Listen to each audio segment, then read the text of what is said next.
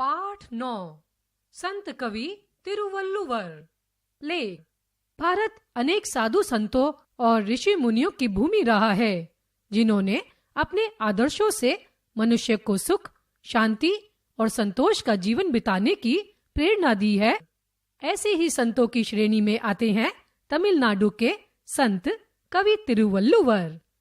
उत्तर भारत के महान संत कवि कबीर और दक्षिण भारत के संत कवि तिरुवल्लुवर में अद्भुत साम्य है। इन दोनों के माता पिता ने इन्हें जन्म देकर कहीं असहाय छोड़ दिया था और फिर निसंतान एक दंपति ने इनका लालन पालन बड़े स्नेह और यत्न से किया था। व्यवसाय से भी दोनों ही जुलाहे थे। दोनों ने गृहस्थ जीवन व्यतीत करते हुए सात्विक जीवन की साधना की थी।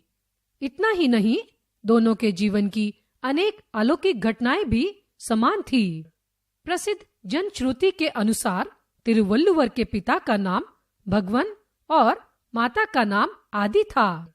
भगवन जाति के ब्राह्मण थे और आदि अछूत जाति की कन्या थी।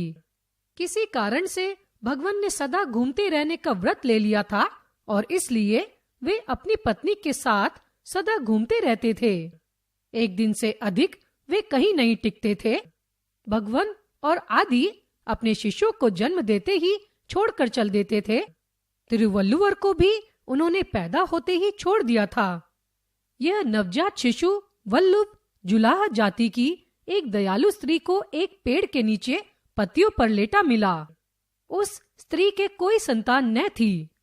नवजात शिशु को देखते ही उसका मातृत्व उमड़ आया और भगवान का प्रसाद समझकर उसे उठाकर घर ले आई।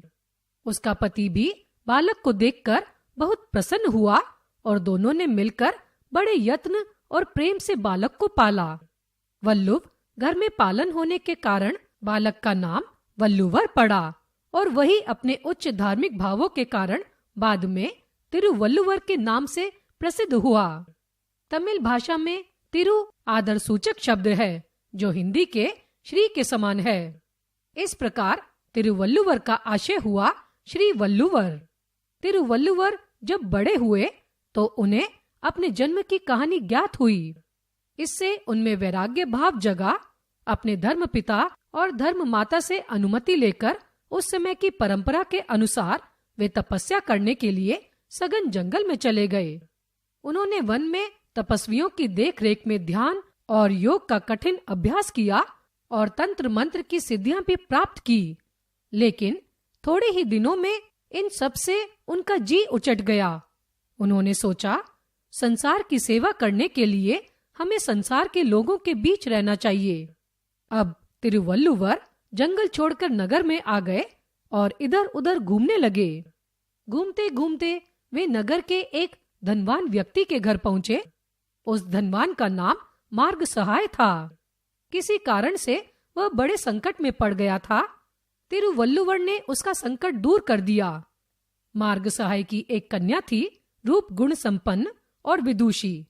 उसका नाम वासुकी था।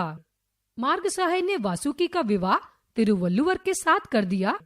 विवाह के बाद तिरुवल्लुवर अपनी पत्नी के साथ अपने गांव मैलापुर आकर रहने लगे। आजीविका के लिए उन्होंने अपने पैतृक व्यवसाय बुनाई का काम आरंभ किया। पति पत्नी दोनों बड़े प्रेम और सुख से रहने लगे। दोनों सादा जीवन बिताते और परोपकार के कार्य करते। एक बार एक सन्यासी उनके घर आया। वह गृहस्थ जीवन से घृणा करता था। उसका विश्वास था कि स्त्री के साथ रहने पर ईश्वर भक्ति नहीं हो सकती। तिरुवल्लुवर और वासुकी के सुखी गृहस्थ जीवन और उनकी ईश्वर में अनुरक्ति देखकर उसने पूछा, आपकी दृष्टि में गृहस्थ का जीवन श्रेष्ठ है या सन्यासी का? तिरुवल्लुवर ने कोई उत्तर नहीं दिया। इतना ही कहा, आप हमारा आतिथ्य स्वीकार कर स्वयं अनुभव कर लीजिए। पति पत्नी का एक दूसरे के प्रति प्रेम, निष्ठा और सहयोग भाव के साथ साथ ईश्वर भक्ति में अनुरक्ति देखकर सन्यासी के मन से नारी जाति के प्रति दुर्भावना जाती रही। वह गदगद होकर बोला, यदि वासुकी जैसी पत्नी हो तो गृहस्थ जीवन ही श्रेष्ठ है। इससे ईश्वर भक्ति में बाधा नहीं बल्कि सहायता मिलेगी। इतना कहकर सन्यासी ने श्रद्धा पूर्वक तिरुवल्लुवर और वासुकी के चरण स्पर्श किए और विदा ली। तिरुवल्लुवर अन्न के महत्व को भली भांति समझते थे। अन्न ही ईश्वर है, ऐसा मानकर वे अन्न के एक एक दाने को मूल्यवान मानते थे। अपनी प्रिय पत्नी वासुकी की मृत्यु के बाद तिरुवल्लुवर संसार से विरक्त हो गए। पत्नी के वियोग से उनकी कवित्व शक्ति और अधिक मार्मिक हो गई। जीवन और जगत का व्यापक अनुभव उन्हें था ही। अपने अनुभव के आधार पर उन्होंने 1303 कुरल रचे, जो तिरुक्कुरल नामक ग्रंथ में संकलित हैं। कुरल का अर्थ है छोटा। यह आकार की दृष्टि से तमिल भाषा का सबसे छोटा छंद है, जिसमें पूरा भाव पिरोया रहता है। यह लगभग 1.25 पंक्तियों का होता है, यानी आकार में दोहे से भी छोटा, जैसे तियवई तिय पयत लाल कियवई तियिनुम अंज पड़ुय, अर्थात बुरे कर्म का बुरा फल होता है, इसलिए इनसे आग से भी ज्यादा डरना चाहिए। तिरुकुरल 3 खंडों में विभक्त है, धर्म, अर्थ और काम। धर्म खंड में पहले ईश्वर वंदना, वर्षा का महत्व, सन्यासी का महत्व और धर्म की शक्ति का वर्णन है। अर्थ खंड में शासन, राजा के गुण, शक्ति और सुशासन आदि विषयों का वर्णन है। काम खंड में स्त्री पुरुष के संबंधों का वर्णन है। इन तीनों का निर्वाह करके व्यक्ति जीवन के महानतम लक्ष्य मोक्ष को प्राप्त कर सकता है।